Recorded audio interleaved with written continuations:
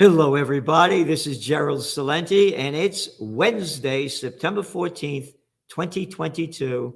And we're honored, privileged, and very thankful to be with Judge Andrew Napolitano. There's no authority out there like him that's been there, knows what's going on, knows the Constitution, a thing called the Bill of Rights that they've ripped up. And there was another thing called the Declaration of Independence, but life, liberty, and pursuit of happiness no longer counts anymore. And as I keep saying, this is America. It's the USSA, the United Soviet States of America. And it's a combination of fascism and communism. And to illustrate the effects of that and the reality of it, they just passed this new law. If you buy a gun, don't use your credit card because they're going to rat you out. Hey, Judge, thanks for being with us. And you wrote this very extensive article on what's going on in America. And again, Mussolini, a guy that both of us paisanos, really don't like that much, called fascism the merger of state and corporate powers. And that's right in front of us. Well, good morning, Gerald. It's a pleasure to be with you.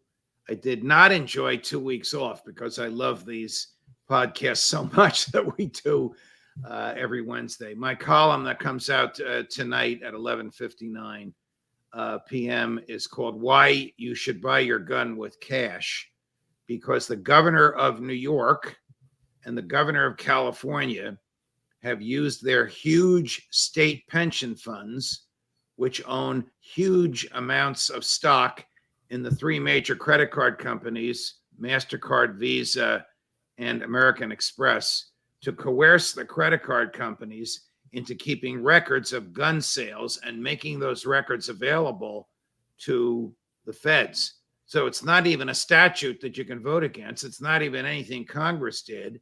This is the government using its power to coerce a private industry to suppress your right to keep and bear arms, which the government can't do, because the Supreme Court has defined that right as a personal fundamental liberty, the same that comes from within us. It's an extension of the ancient right to self-defense, the right to keep and bear arms.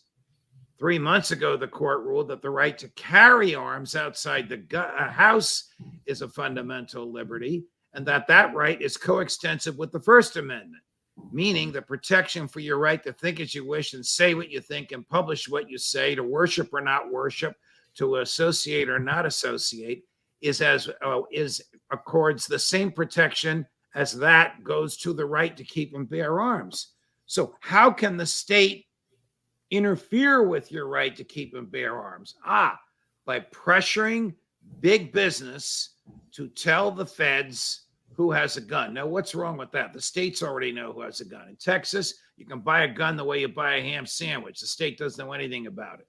New York, New Jersey, California, the big progressive states, you need permission from the government to buy and permission from the government to own. And they have all these records. But the feds have no records of this. There is no national gun registry until now, unless you pay cash for your guns. So if you bought $2,000 worth of material at a gun shop, could be guns and ammo, could be a gun safe, it could be gun safety lessons. The feds will get a note that you spent $2,000 there. It won't say what you spent it on. You're going to get a knock on the door from the Bureau of Alcohol, Tobacco, and Firearms saying, hey, we're just checking up on you. We want to see the guns that you bought. What should you do when that happens? You should ask them for their warrant. They won't have one. You should then say, have a nice day, close and lock the door, and call your local police and tell your local police there's a stranger knocking on my door and he's got a gun. That'll produce about 10 local cops there to scare the daylights out of the feds, who have no right to knock on your door and no right to know what you own and no right to see what you have secured in the safe in your house. What's happened to this country is it's so sad. And everything you're saying, it's so accurate, except one Governor Hochul the left-wing governor of New York, and Governor Newsom, the left-wing governor of California, they're stuck with Supreme Court opinions that define the right to keep arms and carry arms as a fundamental liberty.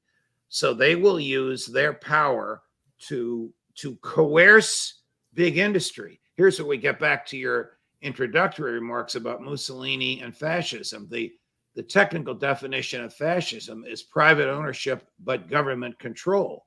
So there's still private ownership of these credit card companies, but if the government can tell them how to do business, it's government control. There is no commercial advantage whatsoever for the credit card companies to keep this record. So if you use your credit card at a supermarket, there's a record kept that says grocery. It's not a record of what you bought, but that you were there. If you use it at a clothing store, it says clothing. If you use it as a gun shop, it says accessories. It doesn't say gun shop. Now it's going to say gun shop. Oh, boy. So that if a tyrant takes over the country, his people will go to that list of who has guns, and they'll knock on your door to try and confiscate the gun, and then the revolution will be here. What do you mean if a tyrant takes over the country? The tyrants have taken over the country. Yeah, nicely put. And you called New York and California, and again, I appreciate everything you say, but I have to correct you. You call them progressive states. That's their terminology. There's nothing progressive about them. They're regressive. Yes. And what's going on in front of our eyes and talking about the feds doing this and that and the powers that they have gotten, this is not the United States of America that our founding fathers fought for freedom. It's just a matter of fact, it kind of resembles what's going on in the UK with their monarchy and how all of the media is 24/7 for over a week now has been, the death of the Queen. Our parents die. It doesn't mean anything. Anybody out there, people you love die. It doesn't mean a damn thing. But when the royalty dies, then it's very important. I'm mentioning this because this is the subjugation of society. Yes.